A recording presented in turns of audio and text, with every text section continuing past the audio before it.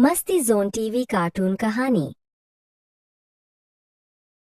एक नगर में जयराम नाम का एक बहुत ही बड़ा व्यापारी रहता था। व्यापारी का एक 20 वर्षीय पुत्र भी था जिसका नाम यजवान था। यजवान बहुत ही बुद्धिमान और होशियार था। एक बार जयराज को व्यापार में बहुत ही ज्यादा घाटा हो जाता है, जिसकी वजह से व्यापारी का धंधा चौपट होने लगता है। एक दिन व्यापारी बहुत चिंता में होता है तो यजवान अपने पिता को चिंता में देखकर कहता है, पिताजी, क्या बात है? आप इतने परेशान क्यों? मैं आपको पिछले एक सप्ताह से देख रहा हूँ। आप हर वक्त बेचैन से रहते हो और न ही आप सही से कुछ खाते हो। बेटा, व्यापार में घाटा आने की वजह से हमारा कारोबार बंद होने की कगार पर है। मुझे हर वक्त बस यही चिंता सताती रहती है कि अब घर का गुजारा कैसे होगा। जो थोड़े बहुत पैसे जोड़कर रखे हुए थे वो सब भी खर्च हो गए हैं। इतने में ही यजवान की माँ रूपवती यजवान से बोली, बेटा, अब तुम्हारे पिताजी की तबीयत सही नहीं रहती है। अब वो और व्यापार का काम नहीं कर सकते और ना ही उनमें इतनी हिम्मत है कि ये किसी दूसरे नगर में जाकर व्यापार कर सके। इसलिए बेटा, मैं चाहती हूँ कि अब तुम अपने पिताजी का कारोबार संभालो। तुम किसी दूसरे नगर में जाकर व्यापार करो। रूपवती, तुम ये क्या कह रही हो? यजवान को भी व्यापार का ज्ञान नहीं है और अभी इसकी उम्र भी कम है, फिर ये दूसरे नगर में व्यापार कैसे करेगा? आपने तो यजमान से भी कम उम्र में ही व्यापार करना शुरू कर दिया था, तो ये क्यों नहीं कर सकता? हमारा बेटा बहुत होशियार है। ईश्वर ने चाहा तो इसे जल्दी व्यापार में कामयाबी मिल जाएगी। हाँ पिताजी, माँ सही कहती है। अब मुझे अपनी जिम्मेदारियों को समझना होगा और तुम्हारे व्यापार को आगे बढ़ाना होगा। बेटा, अभी तुम छोटे हो, तुम्हें दुनिया की समझ नहीं है, फिर तुम दूसरे नगर में अकेले व्यापार कैसे करोगे? पिताजी, मैं अकेला नहीं जाऊंगा। मैं अपने दोस्त धीरज को अपने साथ लेकर जाऊंगा। वो व्यापार में मेरी मदद करेगा। बेटा, धीरज तुम्हारे साथ नहीं जाएगा। उसकी अभी शादी हुई है, फिर भला वो अपनी पत्नी को अकेला छोड़कर तुम्हारे साथ कैसे जा सकता है? पिताजी, धीरज मेरा बहुत ही अच्छा मित्र है। उसने मुझे कभी किसी काम के लिए मना नहीं किया है और वो अब भी मेरे साथ जाने से मना नहीं करेगा। वो मेरे साथ जरूर जाएगा। इतना कहकर यजमान अपने मित्र धीरज के घर की ओर चल पड़ता है। कुछ ही देर में यजमान अपने मित्र के घर पहुंच जाता है। फिर वो धीरज से बोलता है, धीरज, मैं दूसरे नगर में व्यापार करने जा रहा हूँ। मैं चाहता हूँ कि तुम भी मेरे साथ चलो। अगर तुम मेरे साथ चलोगे तो मैं व्यापार सही तरीके से कर सकूंगा। यजमान भाई, मैं तुम्हारे साथ नहीं जा सकता। अगर मैं तुम्हारे साथ चला जाऊंगा तो मेरी पत्नी मेरे घर में अकेली कैसे रहेगी? इसलिए मैं अपनी पत्नी को छोड़कर नहीं जा सकता। भाई, 1 महीने की तो बात है। 1 महीने के लिए तुम अपनी पत्नी को मायके भेज दो। तुम तो जानते ही हो अब पिताजी की तबीयत सही नहीं है, इसलिए व्यापार के सभी काम मुझे ही संभालने हैं। यजमान, तुम समझते क्यों नहीं हो? मैं तुम्हारे साथ नहीं जा सकता। मैं तुम्हारी तरह किसी व्यापारी का बेटा नहीं हूँ। मैं गरीब आदमी का बेटा हूँ। ठंड आने वाली है, सर्दियों में सभी काम बंद हो जाते हैं, इसलिए मुझे अभी सर्दियों का बंदोबस्त करना होगा जिससे हमें भूखा न रहना पड़े। धीरज, तुम पहले जैसे मित्र नहीं रहे। शादी के बाद तो तुम बिल्कुल ही बदल गए हो। मैंने हमेशा तुम्हें अपना सच्चा मित्र समझा, लेकिन तुम तो यार स्वार्थी निकले। तुम ये क्या कह रहे हो यजमान? मैं स्वार्थी नहीं हूँ और ना ही मैं बदला हूँ। मेरी मजबूरी को समझने की कोशिश करो। देखो धीरज, अगर तुम मेरे साथ चलोगे तो अपनी कमाई का कुछ हिस्सा मैं तुम्हें दे दूंगा। इससे तुम्हारी कमाई भी हो जाएगी और मुझे अकेले भी नहीं जाना पड़ेगा। अगर तुम इतना कह ही रहे हो तो ठीक है, मैं तुम्हारे साथ चलने के लिए तैयार हूँ, लेकिन तुम्हें अपने व्यापार में जितना भी मुनाफा होगा उसमें से मुझे 20% देना होगा। ठीक है, मैं तुम्हें 20% देने के लिए तैयार हूँ। हम कल सवेरे सवेरे निकलेंगे। इतना कहकर यजमान अपने घर चला जाता है। उसके बाद धीरज अपनी पत्नी से कहता है, भाग्यवान, मैं कल अपने दोस्त यजमान के साथ दूसरे नगर में व्यापार करने जा रहा हूँ। 1 महीने में वापस आ जाऊंगा। मैं चाहता हूँ कि तुम 1 महीने के लिए अपने मायके चली जाओ। धीरज की बात सुनकर उसकी पत्नी नाराज हो गई, लेकिन धीरज ने अपनी पत्नी को मना लिया। उधर यजमान के पिता यजमान को व्यापार करने के लिए 4 सोने के सिक्के देते हैं। बेटा, इन सिक्कों को संभाल कर रखना। जब तुम व्यापार करोगे तो ये सिक्के तुम्हारे बहुत काम आएंगे और तुम्हें किसी भी तरह की परेशानी का सामना नहीं करना पड़ेगा। फिर यजमान की माँ यजमान को एक झोला देती है। उस झोले में खाना होता है। बेटा, इस झोले में खाना है, रास्ते में भूख लगे तो खा लेना और बेटा ध्यान से जाना। हमारी दुआएं तुम्हारे साथ हैं। अपना ख्याल रखना। फिर यजमान और धीरज दूसरे नगर में व्यापार करने के लिए चल पड़ते हैं। दोनों दोस्त चलते ही जा रहे थे।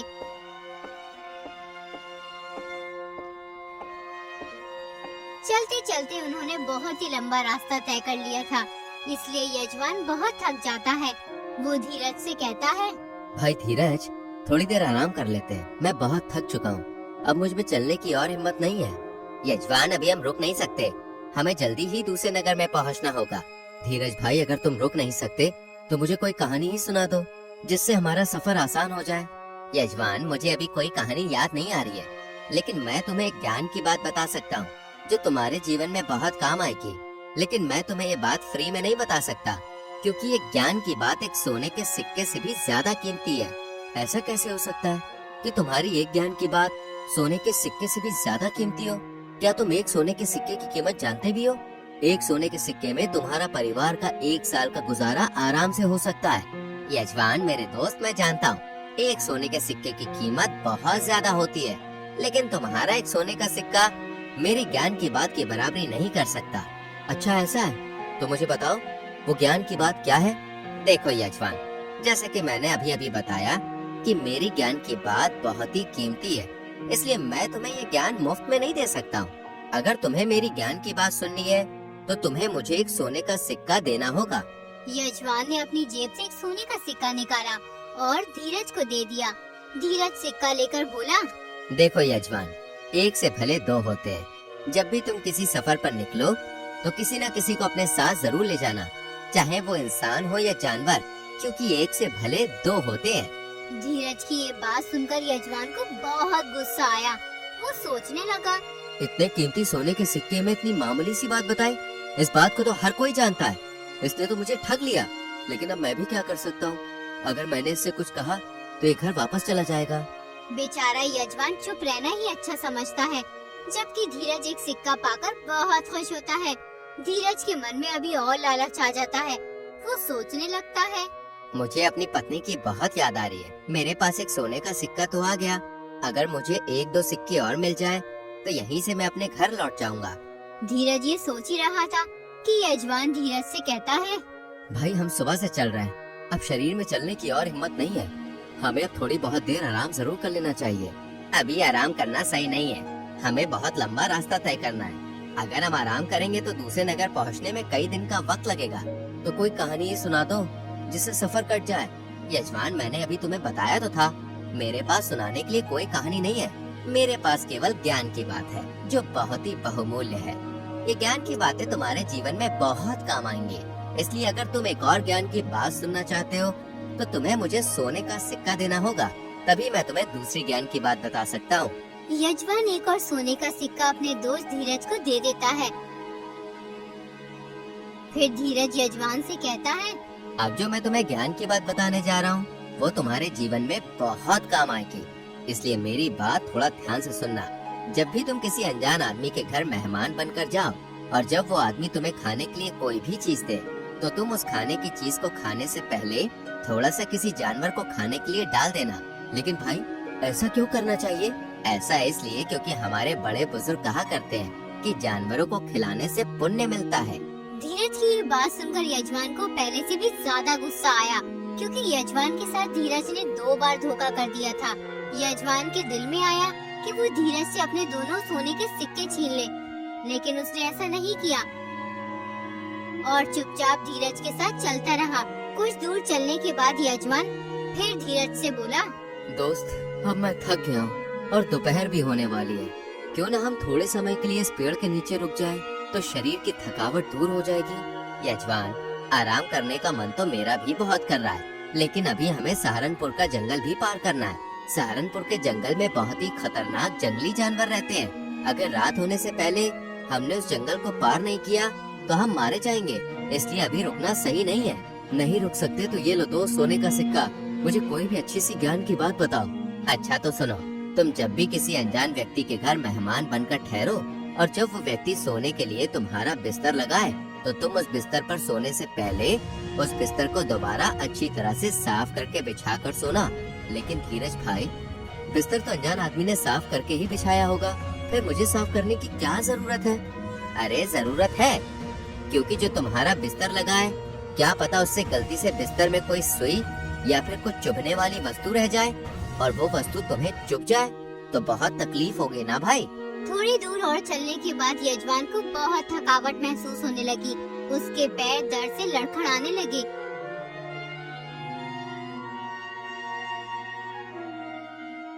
इसलिए वो धीरज से बोला, धीरज भाई, मेरे पैरों में बहुत दर्द हो रहा है, इसलिए कोई कहानी या ज्ञान की बात सुना दो, सफर आसान हो जाएगा।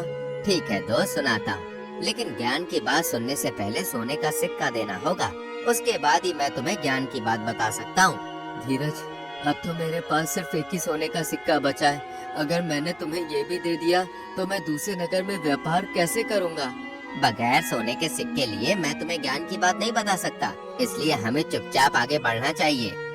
यजमान ने थक हार कर वो आखिरी बचा सोने का सिक्का भी धीरज को दे दिया और बोला, लो भाई, अब ये आखिरी सोने का सिक्का भी तुम्हारा हुआ। अब मुझे ज्ञान की बात बताओ। अच्छा सुनो, तुम्हें जीवन में जब कभी भी लगे कि अब तुम चारों ओर से मुसीबतों से घिर चुके हो और उन मुसीबतों से बाहर निकलने का कोई रास्ता नजर नहीं आ रहा हो, तो तुम उन मुसीबतों के आगे कभी भी हार मत मानना। कोशिश करना उन मुसीबतों से बाहर निकलने के लिए, क्योंकि अगर तुमने मुश्किल समय में भी अपना आत्मविश्वास और हिम्मत नहीं खोई तो तुम निश्चित ही कामयाब हो जाओगे। ये बात सुनकर यजमान आग बबूला हो गया। वो मन ही मन सोचने लगा कि धीरज तो बहुत ही चालाक है, इसने मुझसे चारों सोने के सिक्के ले लिए और कोई भी ऐसी बात नहीं बताई जो मेरे जीवन में काम आ सके। उधर धीरज को भी अपनी पत्नी की बहुत याद आ रही थी। वो सोचता है, अब तो मेरे पास चारों सोने के सिक्के आ गए, इन सिक्कों से मेरा सालों का गुजारा हो जाएगा और मुझे अपनी पत्नी की भी बहुत याद आ रही है। अब मुझे अपने घर चलना चाहिए। देखो यजमान भाई, मैं तो अपने घर जा रहा हूँ, मुझे अपनी पत्नी की बहुत याद आ रही है, उसके बगैर नहीं रह सकता। हो सके तो मुझे माफ कर देना, अब और आगे मैं तुम्हारे साथ नहीं जा सकता। इतना कहकर धीरज अपने घर की ओर चल देता है। धीरज, मुझे तुमसे ये उम्मीद नहीं थी। तुम एक नंबर के धोखेबाज और मक्कार इंसान हो। मैंने बहुत बड़ी गलती की तुम जैसे धोखेबाज इंसान से दोस्ती करके। धीरज यजमान की बातों को नजरअंदाज कर देता है और आगे बढ़ जाता है। यजमान दुखी मन से उसे देखता रहता है। यजमान को सबसे बड़ा दुख इस बात का था कि धीरज उससे चारों सोने के सिक्के भी ले गया था, इसलिए अब यजमान के पास कुछ नहीं था। वो कंगाल हो चुका था। अब यजमान सोचने लगता है, मेरे पास तो कुछ भी नहीं है, बगैर सिक्कों के मैं दूसरे नगर में व्यापार कैसे करूंगा? अब मैं वापस अपने घर भी नहीं जा सकता। अगर मैं खाली हाथ घर गया तो पिताजी और माँ मुझे मूर्ख समझेंगे। यजमान ये सोच ही रहा था कि तभी एक बूढ़ा आदमी पानी का घड़ा लेकर आता है और फिर यजमान से कहता है, बेटा, मैं बहुत थक गया हूँ, कृपया करके मेरी मदद करो। मेरे घर पास में ही है। अगर तुम इस घड़े को मेरे घर तक पहुँचा दोगे तो ऊपर वाला तुम्हारा भला करेगा। देखो बाबा, मैं तुम्हारी मदद नहीं कर सकता क्योंकि मैं पहले से ही बहुत परेशान हूँ। कृपया करके आप अपना ये पानी का घड़ा लेकर यहाँ से जाइए। एकदम यजमान को धीरज की कही पहली बात याद आ जाती है कि एक से भले दो सही। इसलिए वो बूढ़े आदमी से माफी मांगकर उसका मटका लेकर उसके घर की ओर चल देता है। फिर यजमान बूढ़े आदमी को अपने धोखेबाज दोस्त की सारी बात बताता है। कुछ ही देर में यजमान बूढ़े आदमी के घर पहुंच जाता है। फिर यजमान बूढ़े आदमी से कहता है, चलो बाबा, अब मैं चलता हूँ, मुझे अभी बहुत लंबा सफर तय करना है। बेटा, थोड़ी देर मेरा इंतजार करो, मैं तुम्हें कुछ देना चाहता हूँ। उसके बाद वो बूढ़ा आदमी अपने घर के अंदर जाता है और अंदर से एक थैली लाता है। वो थैली सोने के सिक्कों से भरी हुई थी। फिर बूढ़ा आदमी उस थैली को यजमान को दे देता है। बेटा, तुम इन सिक्कों से अपना व्यापार कर लेना और एक बात का ध्यान रखना, यहाँ से 4 किलोमीटर दूर एक गांव है। उस गांव में बहुत से ठग रहते हैं। उस गांव में जो भी मुसाफिर जाता है वो उसे लूट लेते हैं, इसलिए तुम उन ठगों की बातों में मत आना। वो तुमसे तुम्हारा धन छीनने की कोशिश करेंगे। तुम इन सिक्कों को किसी भी तरह उन ठगों से छुपा कर रखना। तुम्हें बहुत ध्यान और चतुराई से काम लेना है। बूढ़े आदमी की बात सुनकर यजमान उन्हें अलविदा कहकर आगे बढ़ जाता। कुछ कुछ देर चलने के बाद वो उस गांव में प्रवेश करता है जिस गांव के बारे में यजमान को बूढ़े आदमी ने बताया था। जैसे ही यजमान उस गांव में प्रवेश करता है तो उसे एक घर के बाहर एक आदमी दिखाई देता है। वो आदमी देखने में बहुत ही भला और ईमानदार लग रहा था। उस आदमी ने यजमान को अपने पास बुलाया और फिर यजमान से बोला, अरे बेटा, राहगीर लग रहे हो। इस गांव में किसके यहाँ आए हो? मैं इस गांव में नहीं आया, मैं तो दूसरे नगर में जा रहा हूँ। बेटा, दूसरे नगर पहुँचने में बहुत समय लगेगा, रात होने वाली है। अरे तुम रात कहाँ काटोगे? अगर तुम चाहो तो मेरे घर रात भर के लिए रुक सकते हो। यजमान बहुत थका हुआ था, वो रुकना भी चाहता था, लेकिन अचानक उसे बूढ़े आदमी की बात याद आ जाती है कि इस गांव में बहुत से ठग रहते हैं और वो अनजान आदमी को ठग लेते हैं। आपने मुझे अपने घर में रुकने के लिए कहा, इसके लिए मैं आपका दिल से शुक्रिया कहता हूँ, लेकिन मैं आपके घर नहीं रुक सकता क्योंकि मुझे बहुत ही लंबा सफर तय करना है और मैं चाहता हूँ कि मैं जितनी जल्दी हो सके उतनी जल्दी दूसरे नगर में पहुँच जाऊँ। बेटा, मैं तो केवल तुमसे रुकने के लिए कह सकता हूँ। मेरे घर रुकना या ना रुकना ये तुम्हारी मर्जी है, लेकिन बेटा एक बात ध्यान रखना, इस गांव में बहुत सारे ठग रहते हैं। वो किसी भी राहगीर को लूट लेते हैं, इसलिए जरा ध्यान से जाना। अनजान आदमी की ये बात सुनकर यजमान सोचने लगता है, ये आदमी देखने में बहुत ही भला मालूम होता है, मुझे इसके घर रात भर के लिए रुक जाना चाहिए। सुबह होते ही दूसरे नगर की ओर निकल जाऊंगा मैं। अरे क्या सोच में पड़ गए तुम बेटा? मैं सोच रहा था कि तुम इतना कह रहे हो तो आज रात मैं तुम्हारे घर पे रुक जाता हूँ, कल सवेरे सवेरे निकल जाऊंगा। बेटा, मेरे घर में 2 जवान बेटियाँ हैं, इसलिए मैं किसी भी अनजान आदमी को अपने घर पे नहीं रोकता। लेकिन तुम देखने में बहुत ही भोले और अच्छे इंसान लगते हो, कहीं तुम्हें इस गाँव में कोई लूट ना ले, इसलिए अपने घर में रुकने के लिए कह दिया था। फिर यजमान उस आदमी के साथ उसके घर में चला जाता है। घर में घुसते ही यजमान की नजर अनजान आदमी की बेटी पर पड़ती है जो बहुत ही खूबसूरत थी। फिर वो अनजान आदमी यजमान से बोला, ये मेरी बेटी है, इसका नाम है शिवांगी। 28 साल की हो चुकी है, लेकिन अभी तक इसकी शादी नहीं हुई है। लोग दहेज मांगते हैं, लेकिन देखो मेरे पास देने के लिए कुछ भी नहीं है। अरे अब तुम ही बताओ, मैं अपनी बेटी की शादी कैसे करूँ? आप परेशान मत होइए, ईश्वर ने चाहा तो आपकी बेटी की शादी जल्दी हो जाएगी। फिर यजमान बूढ़े आदमी की दी हुई सोने के सिक्कों की थैली में से 5 सिक्के निकालकर अनजान आदमी को दे देता है। तुम इन सिक्कों से अपनी बेटी की शादी कर लेना और बचे हुए पैसों से तुम कोई छोटा मोटा काम कर लेना। सोने के सिक्कों की थैली देकर दोनों बाप बेटी बहुत खुश होते हैं। दरअसल वो दोनों ठग होते हैं और यजमान को अपनी बातों में उलझा रहे थे, जिससे वो देख सके कि यजमान के पास कितना धन है, जिससे वो यजमान को लूट सके। आप जाकर थोड़ा आराम कीजिए, मैं आपके लिए खाना लेकर आती हूँ। यजमान एक कमरे में जाकर बैठ जाता है। इतने में ही शिवांगी यजमान के लिए खाना लेकर आ जाती है। आप ये खाना खा लीजिए, मैं आपके सोने का इंतजाम करके आती हूँ।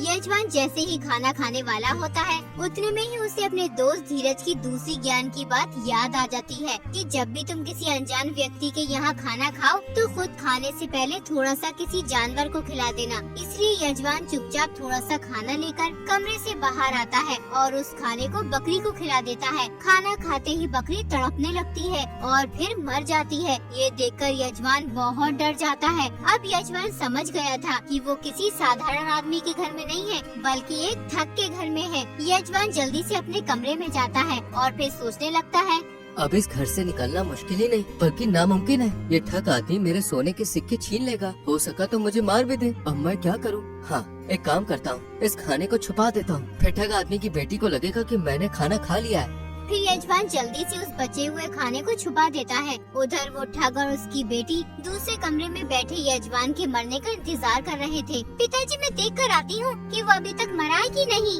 इतना कहकर शिवांगी यजमान के कमरे में चली जाती है। वो देखती है कि यजमान सही सलामत एक चारपाई पर बैठा हुआ है, इसलिए वो यजमान से कहती है, खाना खा लिया आपने?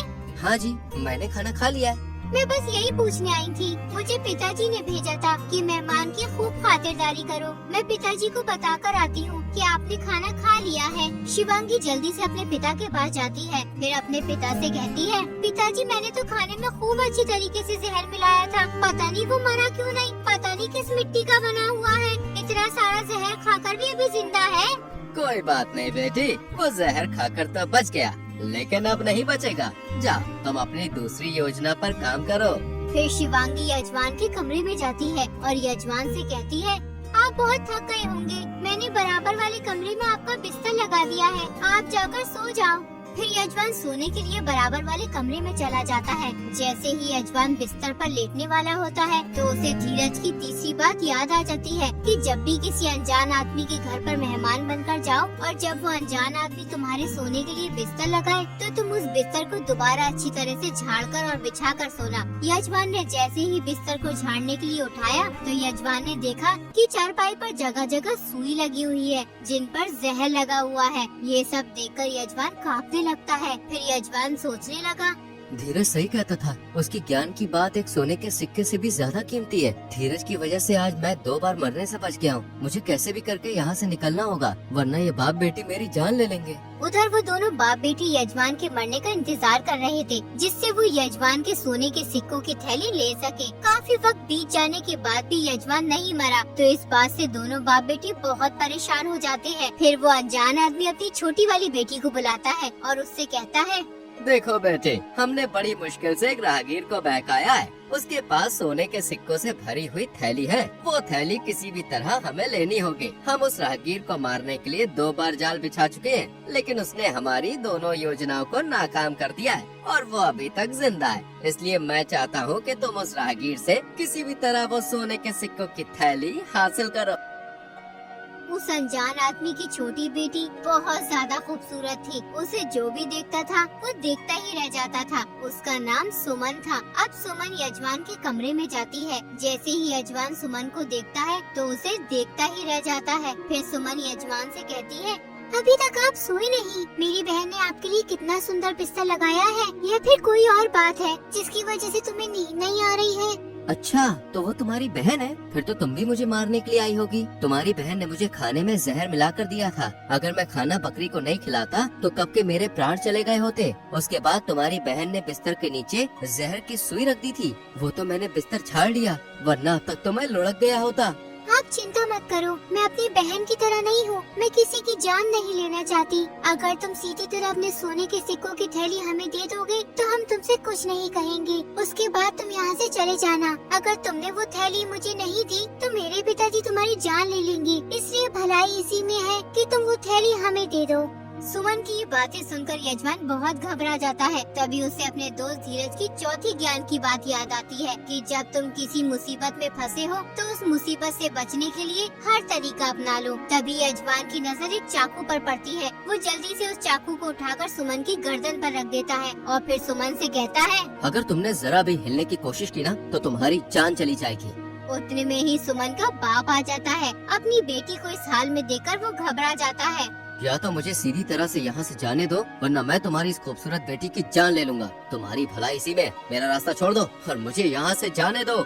फिर यजमान ठग आदमी के घर से बाहर आ जाता है। जैसे ही वो बाहर आता है सुमन को दरवाजे पर छोड़कर बहुत तेज भागता है। कुछ ही देर में यजमान ठग आदमी के घर से बहुत दूर आ जाता है। उसके बाद यजमान सही सलामत दूसरे नगर में पहुंच जाता है। वहाँ वो खूब धन कमाता है और फिर यजमान अपने माता पिता के पास चला आता है। यजमान के माता पिता को उसकी बहादुरी और बुद्धिमानी पर बहुत गर्व होता है। यजमान की वजह से जयराज का व्यापार पुनः चलने लगता है।